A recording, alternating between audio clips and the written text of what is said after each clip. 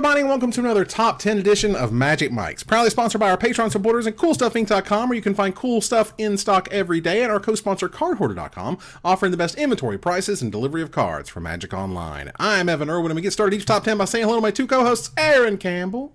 Hello. Ruben Bressler. Hi, how you doing? Good, and you seem to be doing much better these days.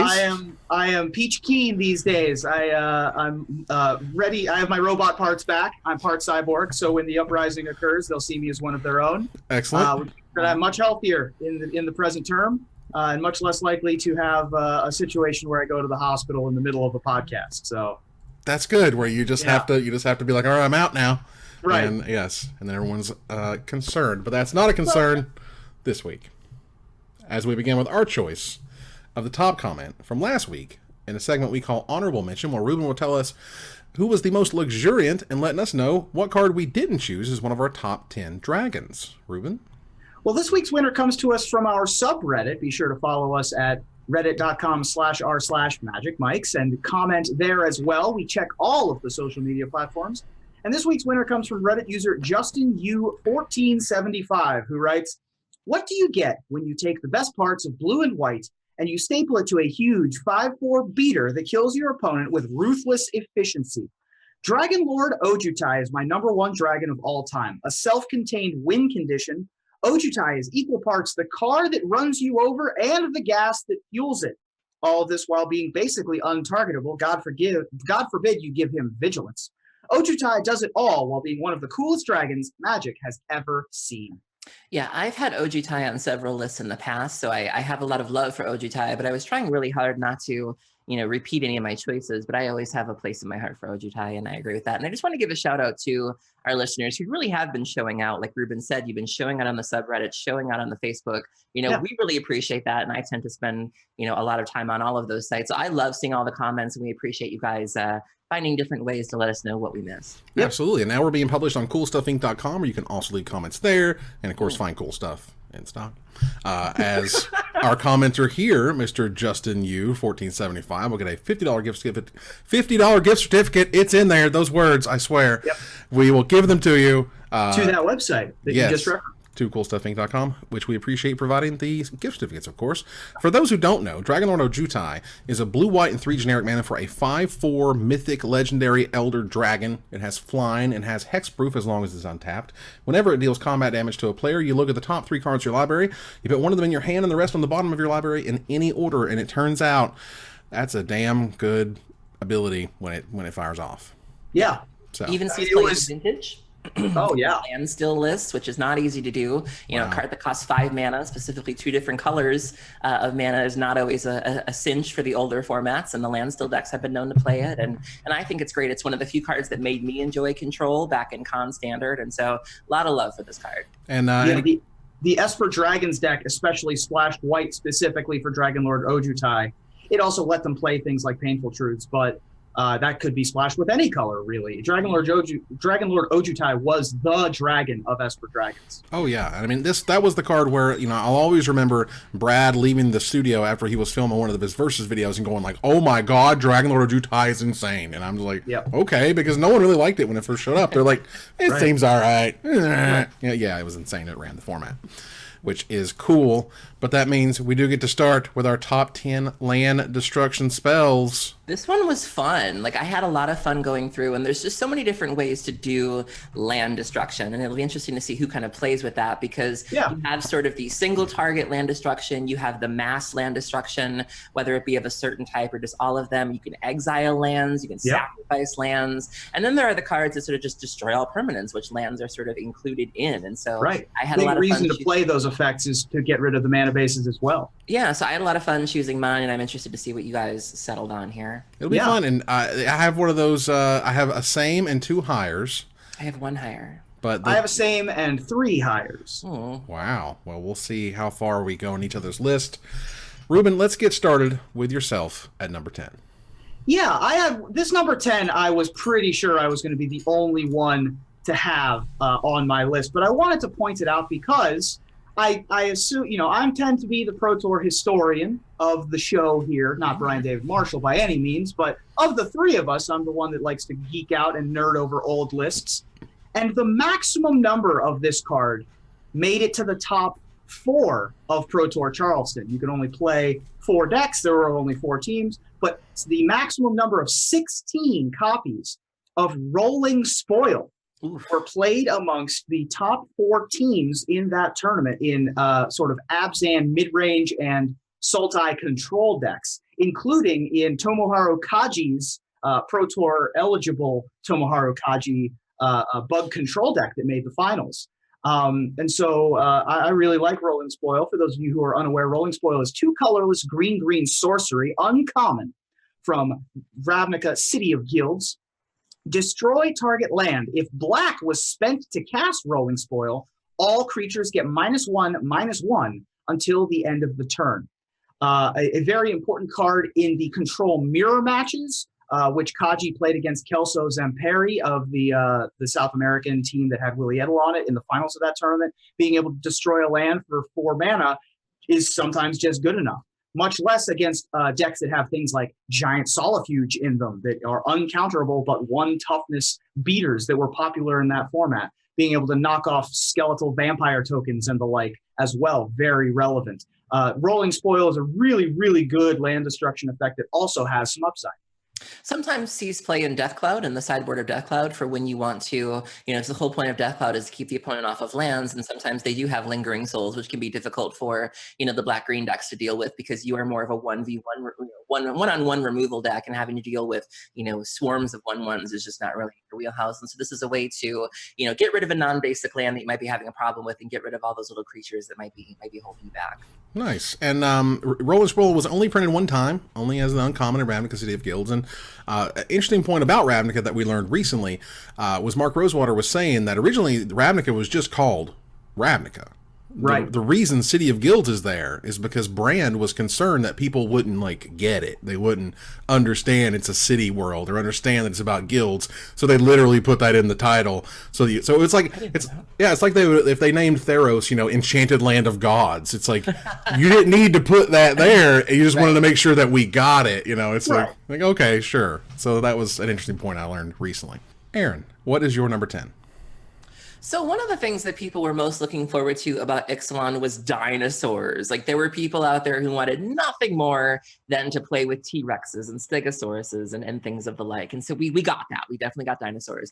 And Ixalan was very good about giving us flavor when it comes to dinosaurs. We had cards like Baffling End where dinosaurs would eat people. And there was another white dinosaur that would just eat people. And so we had that happening. We had the baby dinosaur with the mama dinosaur. And so it gave the game opportunities to not only have dinosaurs, but find flavorful ways to include them. But if you're going to include dinosaurs, you also have to include the end of dinosaurs. And this card was a shout out to, what people describe as sort of being the end of dinosaurs. My number 10 is Star of Extinction. So Star of Extinction is 5 colorless and 2 red. It's a sorcery. It says destroy target land. And then Star of Extinction deals 20 damage to each creature and each planeswalker. So this is essentially, there's the theory that the meteor came or the comet came and landed on Earth and was the end of dinosaurs. And, if you are going to have them, you have to kind of have to go there too. And so you see in the art, this beautiful art by Chris Ron, you see the dinosaurs, you see the sun, see the sunrise or the sun falling, and then you see kind of the comets coming down. And it's just this really kind of sad moment. And this reminds me in particular of the, remember the family show Dinosaurs, which has one of the darkest finales of all time, family show. But yeah, they gave us dinosaurs and then they took them away from us essentially. I mean, family show, quote unquote, for the last episode of that series. There were some dark episodes of that show. Yeah. There was the extinction of the small mammal that was the snack episode. Yeah. Boy, that was a rough show, but I loved watching it when I was growing up. Just a really good one. Also, Star of Extinction, huge fan of the card. It played a major part in the Fire Song and Sunspeaker Brawl deck that ended up winning the Brawl Championship in Richmond. Think about that one. Gaining about 100 life off of your Star of Extinction. Wow. I have it in my Brawl deck as well. It's a really just an excellent card. I'm just curious of the timing. Wouldn't this shouldn't this be sort of like the end of dinosaurs, as in Rivals of Ixalan versus Ixalan? Well, I actually don't think that Rivals of Ixalan had an extinction of the dinosaurs either. The flavor text implies that this is just a vision too, that this is how this person sees it going down. So it doesn't mean it's necessarily going to, but it was a nice way to, tie in the theory of where we think dinosaurs went. Absolutely. So, so for my number 10 here, it's a card that we've spoken about before, and I try not to bring the same card back, but just looking at my options and stuff, and it's like, this card is incredibly impactful. This card is one of those cards that they don't make anymore. They don't make this type of card anymore because it's too much. It's too much to say all of a certain type go away. It's too much to say all of a certain type go away at instant speed, for God's sakes, because Boyle is my number 10. This card is unreasonable. It's unreasonable that this thing exists right now. And is it still in Modern, by the way, as it's in 8th edition? Boyle is a red and 3 generic mana for an uncommon instant that destroys all islands. That's it. That's what it does. End of your turn, your control deck. Are you going to get ruined? Like, it kills a whole bunch of lands at once. They don't get anywhere close to these rates anymore, not even close.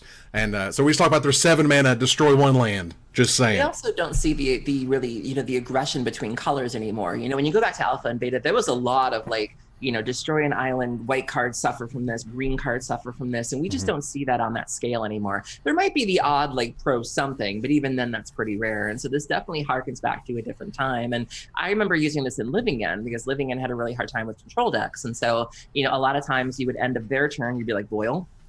And if they counter it, that's fine, because that means you can untap and then do your Living End thing. And so it gave them something they had to answer with, a thing they had to waste their counter spells on, so that you had the window open to jump through and do what you wanted to do. And that was always a card that people were like, is that legal? And it's like 8th edition, and it's definitely a thing. Yep. One of those cards that you remind people exists. Exactly.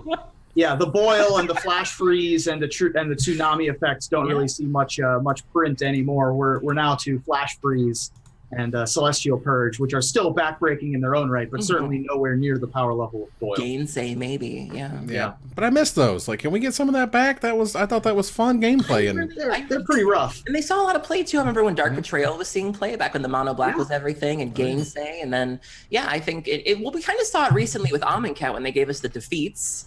So those are kind of exactly.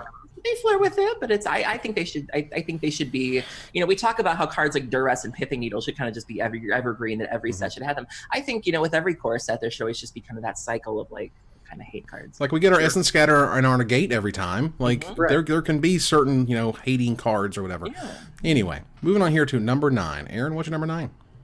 My number 9 is a staple in my Balthor EDH deck. It's a nice way to get rid of non-basic lands. You can get rid of any land specifically, but if it's non-basic lands that you're targeting, you can have a really, really good time. I love zombies. What's better than a zombie with 2 Wrecking Balls attached to it? Nothing. My number 9 is Helldozer. Nice. So Helldozer is 3 colorless and 3 black. It's a creature zombie giant. 6/5, 6 power, 5 toughness. You can pay 3 black and tap it, destroy target land. If that land is non-basic, untap it. So if you have, say, Cabal Coffers or some other way to make a lot of black mana, you can just pour a whole bunch of black in here, maybe Nykthos even, thanks to those 3 black pips that it has, and then destroy the thing, untap, whoop, whoop, whoop, and it just turns into a Wrecking Ball, and you just imagine this giant zombie spinning around with his Wrecking Balls and destroying everything. And this is a really neat thing that, zombies tend to be known for being aggro decks, very little creatures that get bigger with lords, but this thing comes out big and then does big things. And so I've had a lot of fun with this card. You're playing EDH, there's going to be a lot of non-basics floating around, and there's a lot for this thing to destroy. That's so sick. Just 3 wham on tap. 3 wham, and just get you. Hey, get you. I had this card in one of my pre-release flights. I can't remember if it was a draft or a sealed, in the original Ravnica City of Guilds, where we drove to Virginia so I could go to a Star City Games pre-release, because I'd never been to one. That was when they had the big pre-releases and stuff. And I just remember finally being able to play this guy, and he was just unstoppable, just unbelievable. Fantastic. And if you run out of, and if God forbid you run out of lands to destroy, it's still a 6/5. That's fine.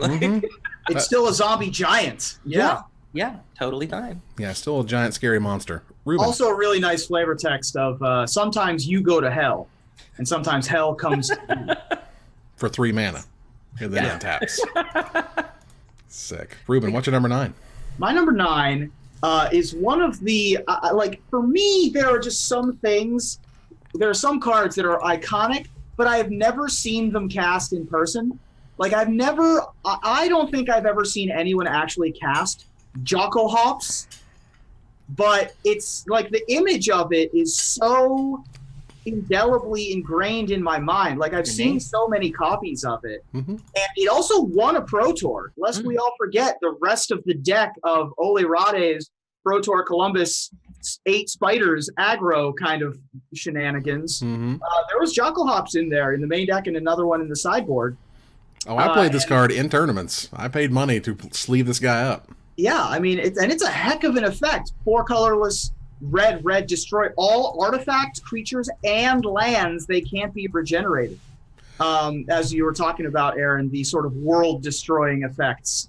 Joko Hops is the one that I elected to go with because it's just so iconic in my mind. Most recently printed, I think, in 6th. Hasn't been printed in a while, originally from Ice Age. And Joko Hops is actually a scientific term. It's what happens when a volcano erupts underneath of a glacier and builds up all that pressure and then explodes. Whoa. Icelandic word, yeah. Yeah. I mean, this was the card that I paired with Ivory Gargoyle. Ivory Gargoyle was a rare from Alliances. Monster. 5-mana 2/2 flyer. Thank you very much. A white and 4 for that 2/2 flyer that if it's put into a graveyard from play, or rather if it dies, as they say these days, return it to the battlefield under its owner's control at the beginning of the next end step, and you skip your next draw step. So you will skip your draw, but you get your 2/2 flyer back, and I would Jocko Hops away the board, and I'd be like, look at me and my 2/2 flyer. And 2/2 flyers were actually almost unstoppable back then because every creature was ridiculous and all the spells were too big. So like, yeah, that was my plan. And then they went Dark Ritual Necropotence and I died. Right. That was the plan. I drove hours to play that deck in regionals. And yeah, as I've said before, turn 1 Dark Ritual Necropotence literally 4 times, 0-2-0-2. That was my tournament. Yep. But it was fun. All right. So my number 9 here is a card that basically it took a minute, like it took a little bit of a minute, probably a little bit too long to catch on, but it's incredible because it's very versatile. It's hard to say that a land destruction spell is versatile, but and also it had the benefit of like the rules changed when you had different cards with their costs and putting the costs together versus having the costs separate or whatever. Because Boom Bust showed up in Planar Chaos. Yeah. And it was totally sweet. It's only been printed the one time as a rare. And it is a split card that has 2 halves. The Boom half is a sorcery that says destroy target land you control and target land you don't control, which is really interesting, by the way, and was far more deep than I expected it to be as a gameplay experience. Or you just like, screw it, bust, red and 5, destroy all lands. Just go ahead and Armageddon everything. We're cool here. We've got some mana. We have board advantage. Like this thing was a monster bomb and limited. If you have any, I've got a big flyer. You don't? Okay, we lose all of our lands and this game's over. So it was good there, but it's all a ton of tournament play. My first taste of this card was when Goblin Dark Dwellers was released. We had Goblin Dark Dwellers and we had Brain in a Jar. And people started playing around with these kind of fuse cards because the ruling or the wording was sort of opaque in terms of how you could use them. And so there was a good 6 months to 6 months there, I want to say. I don't think they let it happen for long, but there were people that were playing these decks of like Goblin Dark Dwellers Boom Bust. And it was like, that's not very nice. And so I got boom busted before, and I definitely had to read the card. I definitely had to ask the question. And then Wizards came out and did some rules changes, and they're like, all right, you crazy kids, you've had enough fun with your beck and calls and your expertises, because the expertises were coming out too.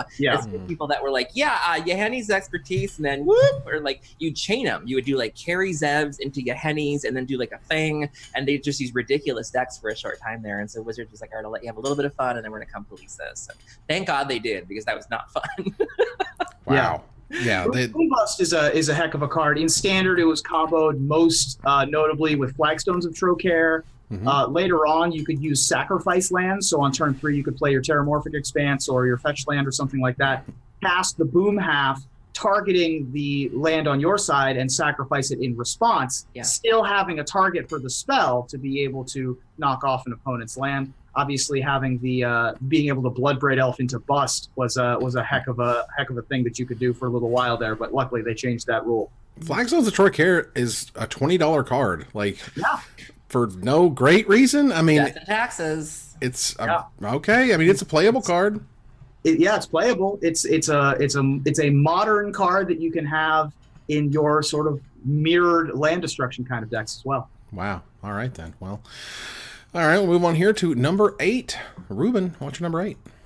My number 8 is higher on someone else's list. Okay, then. Aaron, what's your number 8? So my number 9 and my number 10 were target and removal. You want to destroy target land, and that's fine. But sometimes your opponent is running 4 copies of that card. And so you go through all that trouble to destroy the land, and then they're like, and you replay it. And that feels really, really bad. So this gives you, so this is land destruction in a sense, but it also makes sure that that particular land you just got rid of is never coming back. So it's targeted, but it's also preventative, and that's really, really cool. Shout out to Evan. He loves him some Kamigawa. My number 8 is Sowing Salt. Yes. Sowing Salt, depending how you pronounce it. So 2 colorless and 2 red is a sorcery. Remove target non-basic land from the game. So you're removing it from the game, not destroying it.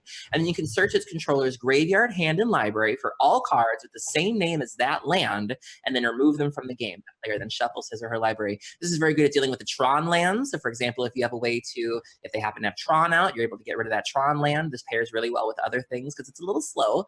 There was recently a functional reprint in the form of Crumble to Dust in Battle for Zendikar, where you're able to do this, and it's colorless. It's 3 colorless and a red, and then it has the devoid type, keyword on it. And so this is a thing. This is a really nice way to just make sure that whatever land they have is not going to come back. This is also not bad against escape shift decks. Just any of those decks that really like having a certain kind of land, this prevents them from really getting that. So this is a really neat effect that we just don't see very much. It's a neat take on land destruction. Yeah. This bridges the gap between Ruben, Urza's Destiny, and Evan, Betrayers of Kamigawa. Exactly right. Together. Originally part of a cycle in Urza's Destiny with Scour, Quash, Eradicate, Splinter, and Sowing Salt, I think was the full cycle. I think that's it. Yeah, and Sowing Salt obviously being the one that had the most indelible mark, being the land destruction spell that could deal with Tron and Valakut and all those kinds of decks. And they were all printed again in Betrayers of Kamigawa. And again, they didn't all do very much at the time, even Sowing Salt, because like Tooth and Nail was more or less a ramp deck, not so much like a Tron deck per se. Yeah, you could deal with Cloud Posts and things like that at various points during the life cycle of Sowing Salt, but certainly inspiring the new Sowing Salt for Modern. Yeah. Well, now we just have surgical extraction, where for just the low cost of 2 life, you can just, because people forget that can target lands. And so if you're able to get rid of the land first and get it in the graveyard, you can do it too. Yep. So Ghost Quarter Surgical is a much lower cost effect. Yeah. Nice. For my number 8 here, we have what I think at this point is more or less a modern classic. It originally showed up in Mirrodin. But it's, back then they had not gotten off the idea that you can destroy land for 3 mana. Nowadays, that's like the line. They want their land destruction to be 3.5 mana, and because there's no half mana in Magic, we don't get it anymore. But this one, super sweet. It saw a ton of play. It still sees play. It's still relevant, which I really appreciate about any land destruction spell, because Molten Rain comes from the sky. And it destroys the land. And if it's a non-basic, it deals 2 damage to that land's controller, because they should know better. And you cut that out. Quit being cute. Get your beta basics out. Molten Rain is 2 red and generic mana for a common sorcery that destroys target land. And again, if it's non-basic, it deals 2 damage to that land's controller. Yeah, it was originally... This is main deckable in the burn decks. Oh, yeah. I mean, like, in Legacy and whatnot, it's like, if you want to make sure you're going to deal 2 damage to them, like, that's a good way to do it. I don't know if they're still running it in Legacy. I haven't played Legacy Burn forever. But, this is a card that's like $2 because it's still very playable, even if it was a common in Mirrodin and uncommon in Modern Masters 2017. Yeah, pretty much has replaced the I'm sure the card that we'll talk about later at the 3 mana land destruction spot in Burn in particular, but also in most any deck that can afford to pay the extra red pip. Just a much more efficient way to deal with land destruction while also dealing some damage. Burn always is looking for things like Smash to Smithereens or other cards that have the incidental way of, all searing blood your creature, but still deal you some damage to your face kind of deal. Always looking for cards like that, and Molten Rain fits the bill perfectly. Yeah, card's super sweet and efficient, but it leads into what I think you were alluding to, Ruben, with your number, or my number 7 rather, which is a card that has some new artwork these days. But no. There's only one artwork for this card, and it's by Richard Kane Ferguson, and it's in Alliances, and it's Pillage, and it's awesome. And I loved it, man. So sweet. We don't even get art like this anymore. Not anywhere close. Pillage originally showed up in Alliances and has been reprinted a bajillion times in a lot of World Championship decks. It was in 7th edition and was in Premium Series Fire and Lightning, which was cool. But it's 2 red and generic mana for a sorcery. I believe it was an uncommon originally. That says, destroy target artifact or land. It can't be regenerated. Or the original wording, bury target artifact or land. Yes. Bury. Just get it. It's just dead. Love it. It was awesome. Get buried. Yeah, so these days it doesn't destroy land, deal damage or whatever. So that's kind of what essentially is shoot it off the stage. But Sure. But man, that artwork gets me every time. Isn't it a common now? It was an uncommon in all of its reprintings except Arena League, in which it was a rare.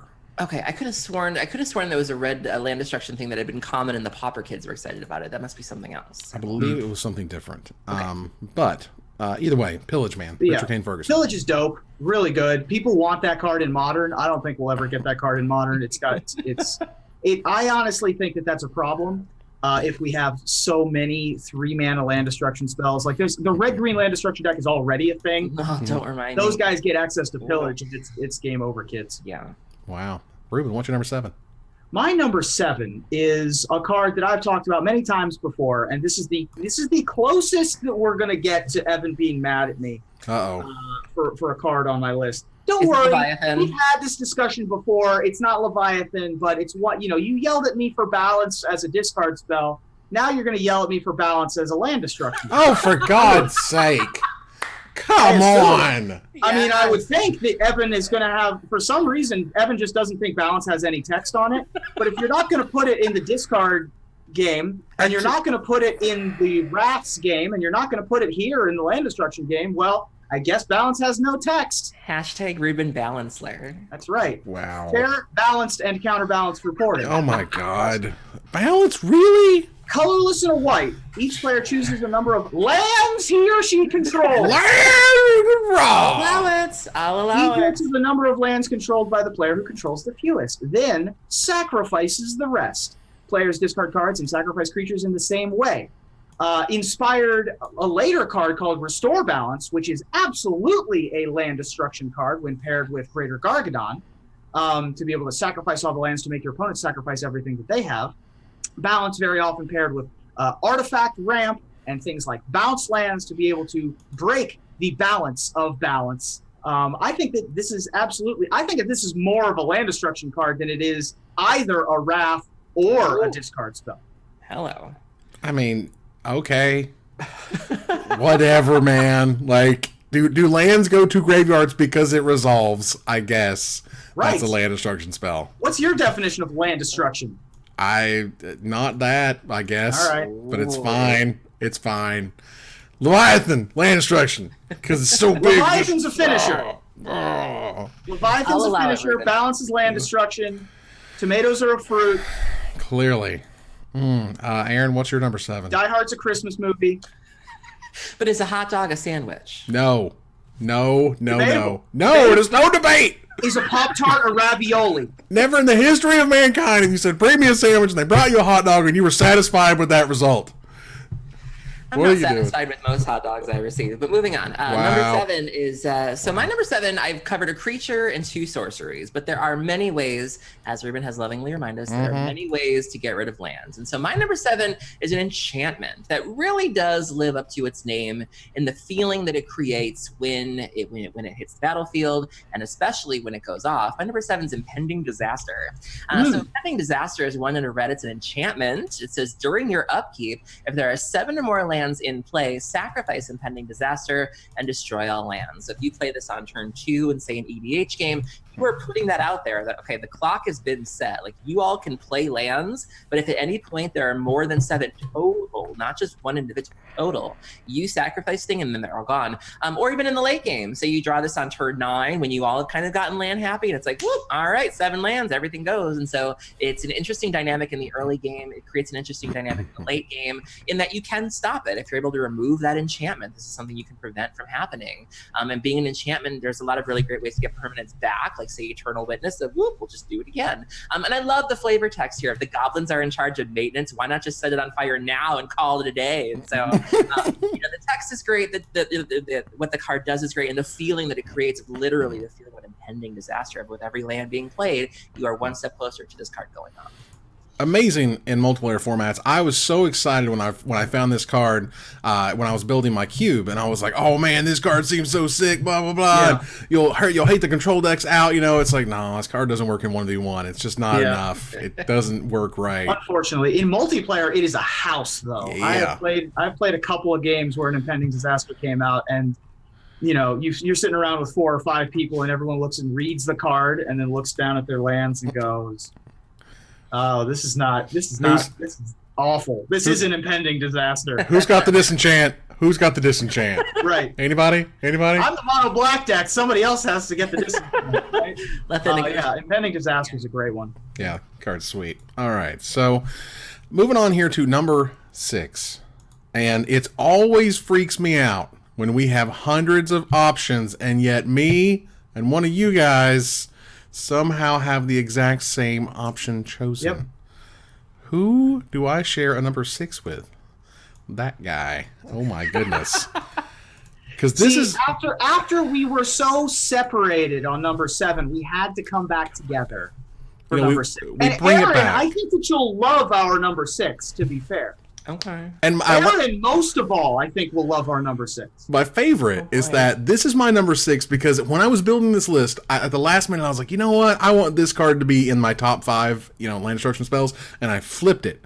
And I flipped it to number 6, and that's exactly how we got here. This is really exciting, and this is also one of the last, at least one of the largest, impacting arts that RK Post has ever gotten to put on a Magic card. Because, Ruben, tell us all about our number 6. Our number 6 is named Fulminator Mage, and it is a colorless and 2 Rakdos mana symbols, so either a red and a black, or a red and a black, or 2 red or 2 black. And it is a creature elemental shaman, originally from the Shadowmoor expansion, reprinted in Modern Masters 2015. Still like $25 a piece. Sacrifice Fulminator Mage, destroy target non-basic land. Now, personally, I've had it sit around as a 2/2 for 3 elemental shaman for a couple of turns.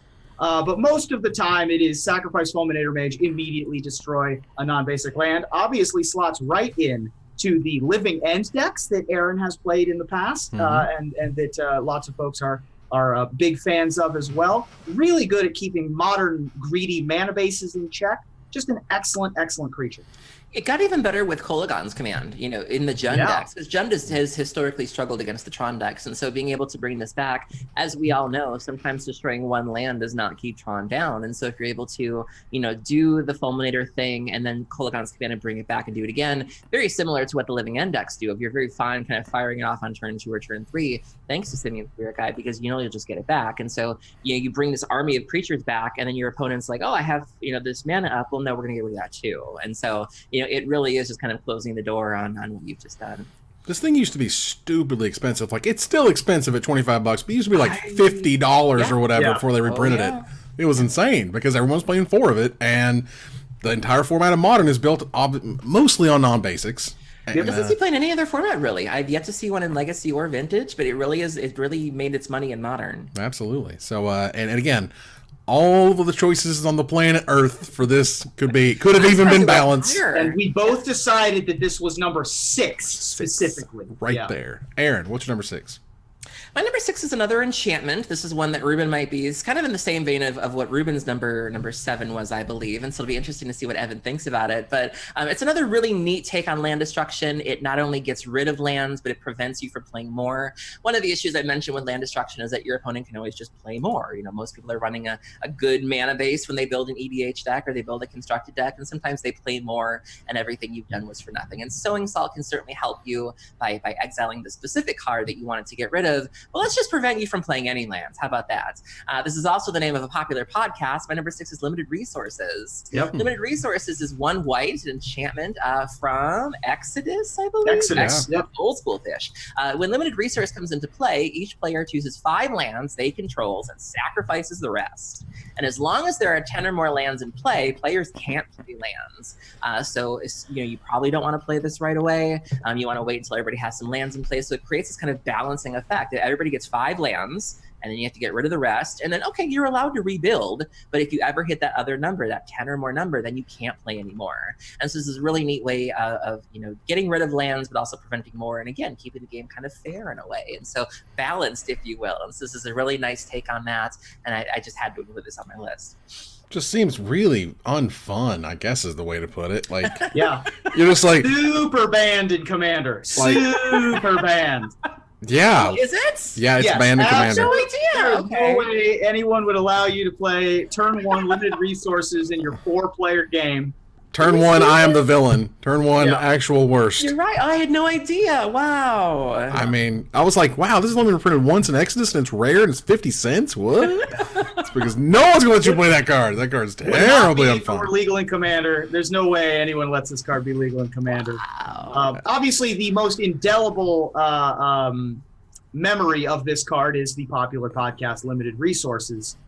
Several famous hosts over the years, but of course anchored most famously by Marshall Sutcliffe. And it's a great card, and it's a great namesake, and super banned. And hopefully never Super unbanned. banned. Move on here to number 5. Now, my number 5, I wanted it to be in my top 5. I literally switched it with Fulminator Mage at the last second. I was like, no. When I think top 5, I'm like, I've played this guy a ton. This is an interesting way to get rid of lands. This is an invitational winner. This is a card that has been in the cube from day one. It never left. There wasn't ever any question that this card is one of the best red creatures ever made. It is Avalanche Riders. I love Avalanche Riders. It originally showed up in Urza's Legacy. Versus Legacy. Darwin Castle's invitational winner card. It is a creature human nomad. It is an uncommon with Echo, a red and 3 generic mana, which is also its mana cost. Has haste, and it is a 2/2 that says when it enters the battlefield, destroy target land. So for 4 mana, you get a 2/2 haste that destroys a land. You have to pay for it again next turn, or not if you don't want to. Right. And sometimes you can take advantage of that. But ultimately, the idea of kind of getting in there, it's the difference.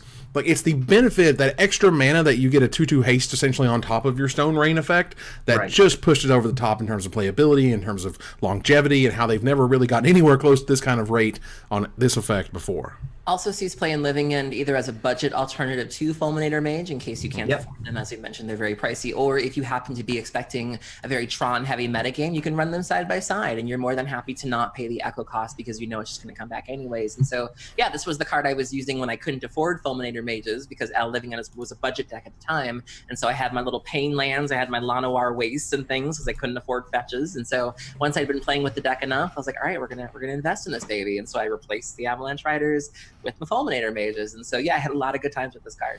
Yeah, this card is super sweet, and saw a ton of play in Standard starting in the 90s, particularly in a deck called Utility Belt, which was popularized by Dave Humphreys and Rob Doherty and that whole crew. And then up to this day, you see it in decks like Living Hand and anywhere in between. It's just and it's in the cube still, even in the vintage cube, I'm pretty sure. It just still deserves a slot. Just one of the best creatures of all time. This was my number 8 on my list as well. Just super well deserving. And even the fact that it saw play in Standard, saw play in Extended, sees play in Modern to this day.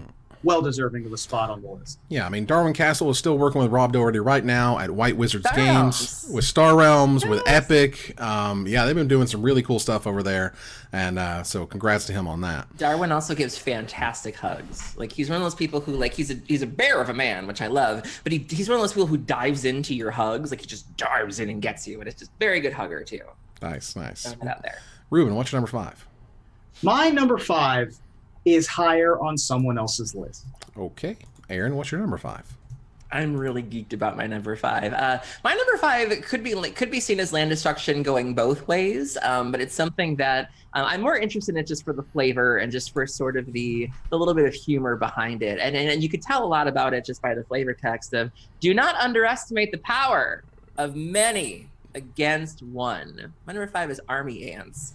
So Army Ants is 1, a black and a red. It's summon insects. Summon insects. It's a 1/1 creature. You can tap it and sacrifice a land to destroy target land. So this is land destruction in that you're losing your lands and you're also destroying their lands. And so, if you have any way to sort of benefit from that, or if you just absolutely have to get rid of land, this is a repeatable engine that, for once a turn, you can just constantly do this thing. And so it's not bound by any restrictions in terms of either land needing to be basic or non-basic. And so this is just a really repeatable, nasty effect. And just the flavor of a bunch of ants just crawling around and destroying the land. Like, how cool is that? And so I love everything about this card, but it's really the flavor and the art. You can see the ants literally just picking apart the skeletons and the barren wasteland left behind by the ants. And so I really, really like this card. Yeah, Visions was so cool and had multiple cards that were kind of similar to this.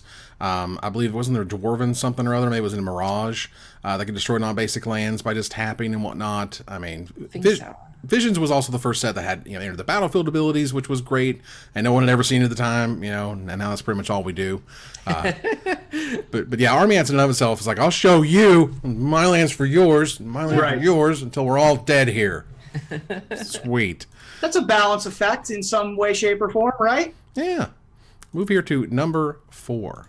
Now, my number 4, I wasn't really expecting to be on anybody's list, but what I felt was the reason that this is in the top 5 of my top land destruction spells of all time was that it was incredibly iconic, was that from basically the moment it saw print, it saw infinite play, and it wasn't really thought of as a land destruction spell, even though it had land destruction sort of more or less right on it.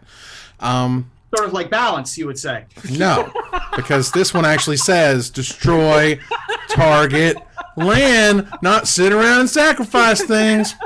All right. Reap and Sow was an awesome land destruction spell from Darksteel. It is a common that costs a green and 3 generic mana. It is a sorcery that says choose one. Destroy target land, or search your library for a land card, put it into play, and then shuffle your library. And you can entwine, you can get both of those effects if you pay a green and a generic mana. So for 6 mana, you get to destroy a land and go get yourself a land, or for 4 mana, you just go get yourself a land. And it's any land, so this would be Tron, this would be Cloud Post, this would be whatever. So ton of play. Reap and Sow was super cool. It's got the entwine ability, so we're not going to see it reprinted probably a little bit, if ever, maybe in ancillary products, not necessarily in the main set anymore. But this one, to me, I was just like, man, Reap and Sow was just, it was everywhere. And if you were playing green in that format back during Darksteel, you played 4 Reap and Sows. It was not close. Yep. Yeah. Very nearly won a Pro Tour in the hands of Gabriel Nassif in his 12-post deck in Kobe in 2004. He died to some shrapnel blasts in that tournament, unfortunately, so we couldn't get Reap and Sow in the Pro Tour queue.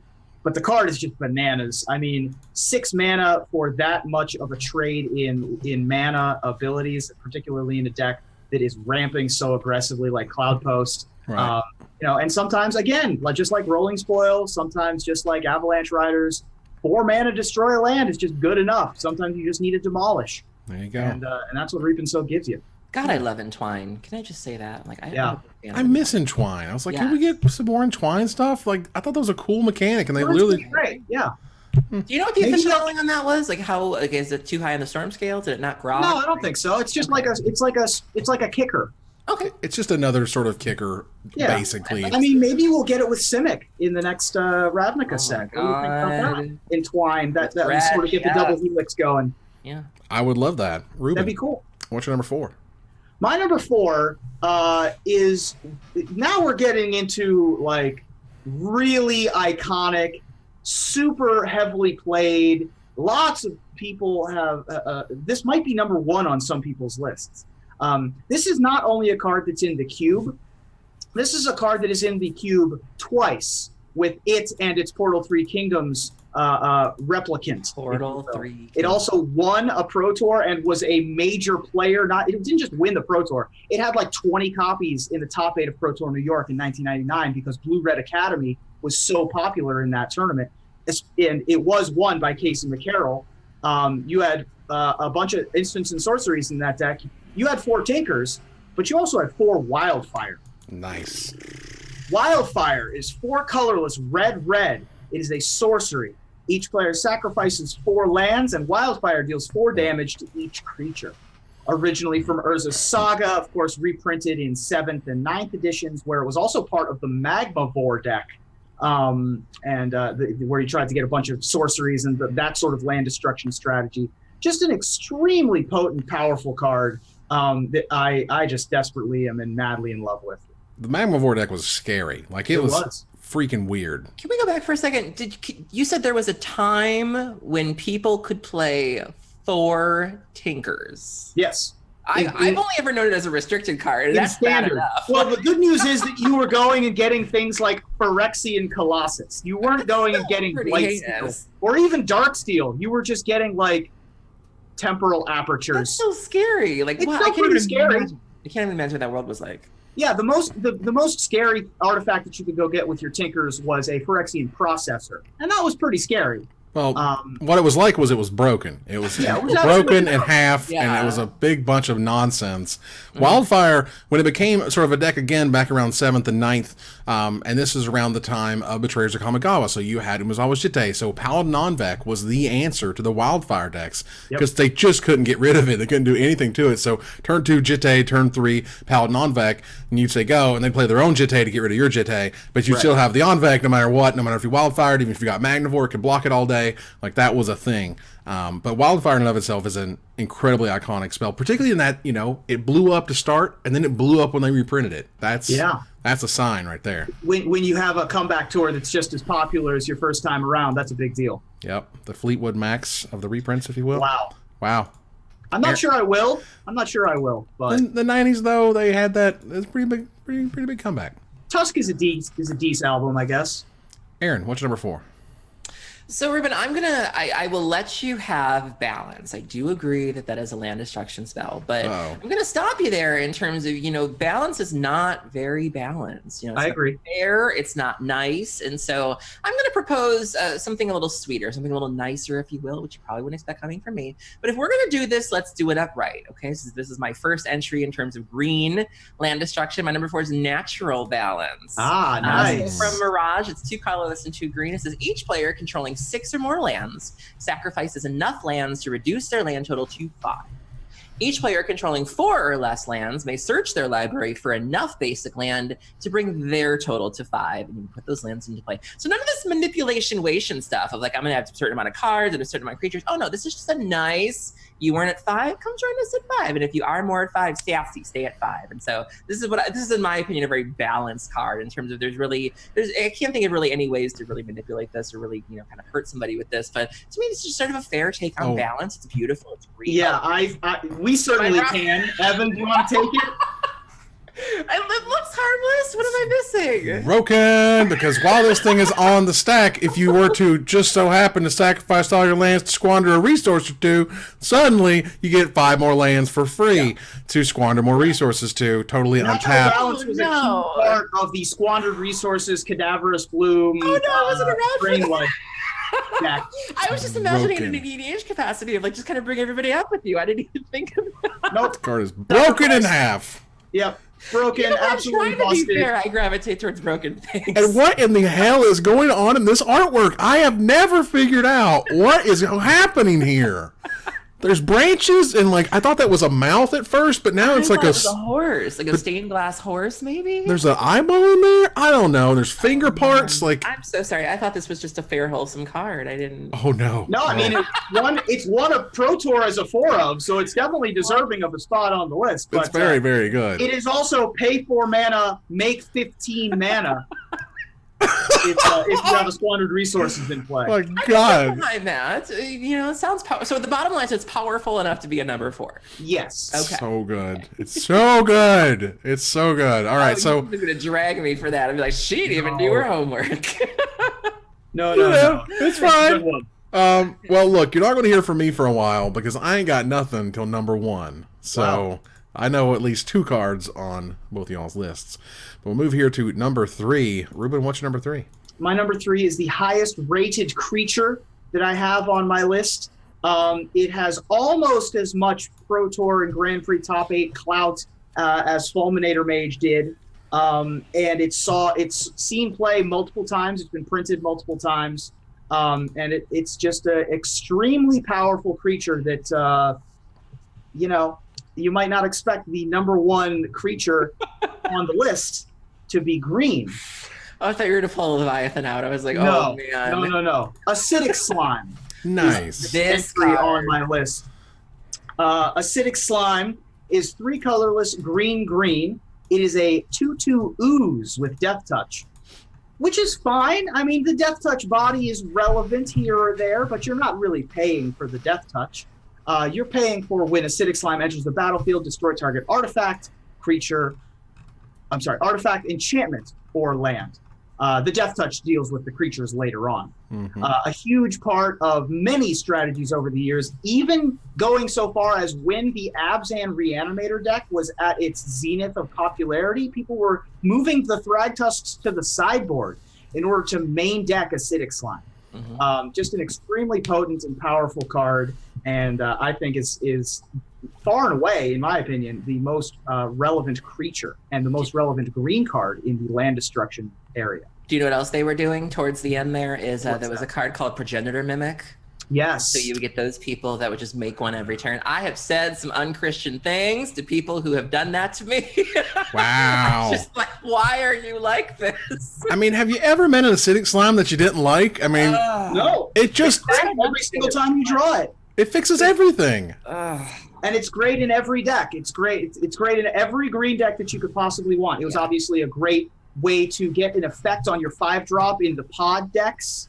It was popular in the mono green aggro deck that was popular for some reason. And obviously, Kibler won a Pro Tour with it. So how bad can it be? Man, and it's been reprinted this year in Commander 2018. And as it's been reprinted like a million times because, again, it's awesome. It solves so many problems. Like, giant creature that has Death Touch, stupid enchantment, whatever. Like, anything you got that isn't a Planeswalker, Acidic Slime has your back. That card is sweet. Aaron, what's number 3? My number 3 is the only blue land destruction on my list. It was surprisingly hard to find blue land destruction. I really wanted to see, if every color had been given a chance to do this thing. And I had to go all the way back to the dark for this one. This card is currently sitting at $40. It's an enchantment. Thank you to Doug Schuler for this amazing art. My number 3 is Mana Vortex. Mana Vortex, it says each player who controls a land sacrifices 1 land during their upkeep. It's a little bit of a tongue twister. If at any time there are no lands in play, Mana Vortex is destroyed, so it's an enchantment. If you don't sacrifice a land when Mana Vortex is cast, Mana Vortex is countered. So you have to sacrifice a land and pay the 1 and 2 blue to even get it on the battlefield, and then every upkeep it's just whoop, whoop, whoop. And then when there are no more lands left, you get rid of Mana Vortex. And so this is rare. We really don't see blue getting land destruction. Blue is more the color of bouncing things or freezing things with keeping things kind of tapped down. But this was blue giving people a way to get rid of lands. And this is a really, really old thing, a really old school card that we just don't see anymore. The art is gorgeous. Again, a style of art we don't see anymore. And when I was looking for fresh, new takes on land destruction or even old takes on it, this was something that really caught my eye. This is first of all, this is part of the reserve list, which is the only reason it's worth that amount of money. Right. Secondly, it's kind of, weird for the sake of weird, very dark-ish. The wording is terrible, which is also very darkish. And it's odd just to see, like, this is the abyss for lands in blue during the dark. Yeah. Because reasons. Blue, actually, if you really go back and look at some of those old cards, and I mean, there's still twinges of it today, but you go back and you look at the Drowned, or like blue had some dark cards back in the day. Blue was not just the color of, ingenuity and intellect and wizardry and things like that. There were some kind of morbid takes in blue, specifically in the older sets, which I love. And so when I saw this, I was like, yeah, I definitely have to go there. Nice. All right. So, Ruben, what is your number 2? Somehow, some way, my number 2 is higher on someone else's list. Wow. Well, I don't have a number 2 because it's higher on someone else's list. So, Aaron, what's your number 2? My number 2 is the only higher on my list. Wow. We just skipped number 2 entirely. Yeah. That's incredible. Well, all right. Let's get going here. Aaron, what is your number 1? So, I've kind of run the gamut. It's gamut, right? Gamut. Gamut? Gamut. Okay, that's what I thought. I could have sworn it was Gamut or something. I just wanted to make sure because YouTube would get me for that too. But like, that bitch can't pronounce nothing. I've kind of covered all my bases in terms of creatures, enchantments, sorceries. I've covered all the colors, and I really wanted to go back to where it all began. And there are actually a couple of cards that you could say it kind of all began. But a running theme with a lot of land destruction is that we're just never really going to have it anymore. Wizards has been very adamant about the fact that they want people to be able to play the game. They want people to have their lands. They've noticed that specifically with new players, getting your lands destroyed feels bad. And so nowadays when we see land destruction, it's very overcosted. There's usually a catch to it, like Fall of the Thran, where you're eventually going to get the lands back. But back in the day, land destruction was a thing. It was very cheap. It was very broken. And I just had to pay homage to kind of where it all started from. And I could have picked Stone Rain, and Stone Rain's cute and all, but there was something even cheaper than that, which we will never see a Stone Rain again. But we will absolutely never see a Sinkhole again. So Sinkhole is 2 black. It's a sorcery, goes all the way back to Alpha, and it just has one line of text. It just says, destroy any one land, any land you want, and non-basic, basic, whatever you got for 2 black. Yep. And this was, to me, this is where it got started. If we're looking at this sort of Pokemon evolutions, you've got your Stone Rains, which led to your Molten Rains, which led to your Pillages and all that. But this, a 2-mana land destruction spell, you could never. You can get it on like a Field of Ruin, but you'll both get a land for your trouble. But we will never see anything like a 2-mana land destruction spell again. And in my opinion, this is where it started. And this one is not on the reserve list. And one of those weird cards that, in limited alpha and beta, it's like $70 or whatever. $125. Oh, wow. Well, and the most recent one I see here for like $5, $6, like whatever. From Eternal Masters, it's like, and that's one of those reprints that I feel Wizards expects to be, $30 to $50 or whatever. It's lower, but it's not that much lower. It's like, nah, man, it's like Sinkhole. Okay, that's fine. But it is one of the most iconic 3 words on a cards from the original set, which was fantastic. Yeah. Ruben, what's your number 1? My number 1 is, I think, for my I mean, you know what my number 1 is because you see it there. My number 1 ticks all the boxes for me. It's won several Pro Tours. It's been played in a ton of decks. It's been the name of several decks, and it's in the cube. By the way, Sinkhole was my number 5. Okay. Oh, but nice. For me, my number 1 is Armageddon. How can it not be? Yeah. It's just that's my take on it. And if you think Destroy Target Land is iconic, how about Destroy All Lands? Yeah. This was my number 2. This was another card that, again, sort of set the tone for, the tsunamis, for the boils, for the Ajani Vengeance, and having that ultimate, and for the Fall of the Thrans. And again, this is something we will never, ever see. And, it's very, when I think about it, this was in white. This was... Yeah. White got Wrath of God and Armageddon. Like that was, I just feel like white was just painted in such a different light back then than it is now. And there's still traces of that. But when you think about it, it's like Sinkhole was given to black and Wrath of God and Armageddon were given to white. There's just nothing like this anymore. And, knowing exactly when to play the card, there's a strategy to that. And this really was the one that in terms of mass land destruction just started it all. And there's just a very unique feeling there in having all of your lands taken away. It feels bad. I think we all kind of have our hierarchies of like, on a scale of like 1 to 10, how does it feel to have your things countered? How does it feel to have burn spells aimed at your forehead? How does it feel to have all your lands destroyed? It's a very unique feeling of just, I have nothing. Yep. It's rough. And for those who don't know, Armageddon is a white and 3 generic mana for a rare sorcery from Alpha that says all lands in play are destroyed, or as we say these days, destroy all lands. Which is amazing, is my number 2, yep. Which by process of elimination, I know Ruben's number 2, which is fine, because while you could argue that Sinkhole is easily the cheapest, right? And Armageddon is easily sort of the biggest, the one that stuck around, the one that when I learned Magic, an X effect was this card does Y effect. Okay, it became part of the lingo, part of the culture, part of our lexicon of Stone Rain. Yeah. Because that's a Stone Rain effect. When it comes to the battlefield, it's Stone Rain something. You're like, it's Stone Rain's the thing. Because Stone Rain, again, originally from Alpha, is a red and 2 generic mana sorcery that destroys target land. And that's all it does. And it's got that great picture of the guy going, it's really great.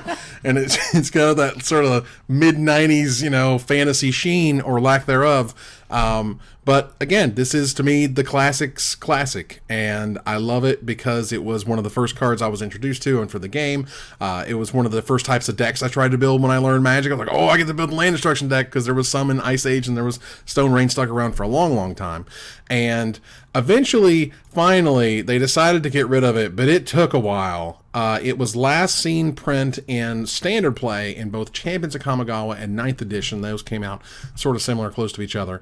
And nobody really misses it because it is a uniquely disparaging, hopeless feeling when you destroy somebody's land. Even now, when I play, I've been playing Dominaria on Dominaria Draft on Magic Arena just nonstop, and you play that Seismic Strike or whatever, Seismic something, and it destroys one land and up to 2 creatures can't block, and just destroying that one land, people have scooped to me because I have destroyed a land. I've been like, okay, kill your 1 mana source or your 1 white source or whatever, and they're like, I'm out, I'm done.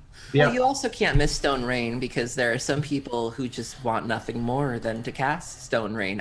Green Red Ponza is a deck in Modern. It is an actual competitive deck that you can take to a GP, that you can take to an Open and have a good shot of taking that thing down. Running 4 of them that want nothing more than to do a turn 1 Bird of Paradise, a turn 1 Arbor Elf, and a turn 2 Stone Rain. That is what they came to do. And so, you mentioned being able to miss the card. You can't miss something that don't go away. And there are always going to be people out there who just want nothing more than to destroy your land. That's it. To watch the world burn. In terms of cards that still have the ability to put up top 8s, the so-called green red Ponza or Gruul land loss or whatever you want to call it, still putting up results in 2018. Nice. And Stone Rain has the opportunity to surpass Armageddon and surpass Sinkhole and all of these other. All 3 of our top slots, while they're all individual, which I really liked. I like that we all tied at number 2. We all had hires at number 2, but our number 1s were all different and all iconic in their own right. Stone Rain's the one that can keep going. That's awesome, and that was our top 10 land destruction spells. You will see them on the screen right now for your review. Please take a look at my list, Aaron's list, Ruben's top 10. We want to hear from you about what land destruction spell we did not talk about, and we'll select our favorite to win a $50 gift certificate to CoolStuffInc.com. But before I go, I want to thank my 2 co-hosts. Thank you, Aaron. Thank you for having me, and I'm glad we could stick the landing. Wow. Thank you, Ruben. Thank you. Shout out to Cube April for this week's episode, obviously. The queen of land destruction. Absolutely. That was great. Moving to our final slide. I want to thank our sponsor, CoolStuffInc.com, our co-sponsor, CardHoarder.com, my co-host, Aaron Campbell, and Ruben Bressler. You guys, for watching or listening. Hope you support us at patreon.com/magicmics. Follow, like, tweet, favorite, share, subscribe, support, join our Discord, tell everyone that we exist. Catch us online at twitch.tv at Magic Mics, on Twitter at Magic Mics Cast, our Magic Mics subreddit, and like the Magic Mics page on Facebook. Talk to us privately at magicmicspodcast@gmail.com. Follow the audio-only podcast at magicmicspodcast.libsyn.com, or find us on iTunes, or join us here next week. Same time, same place, for another episode of Magic Mics. Good night, everybody.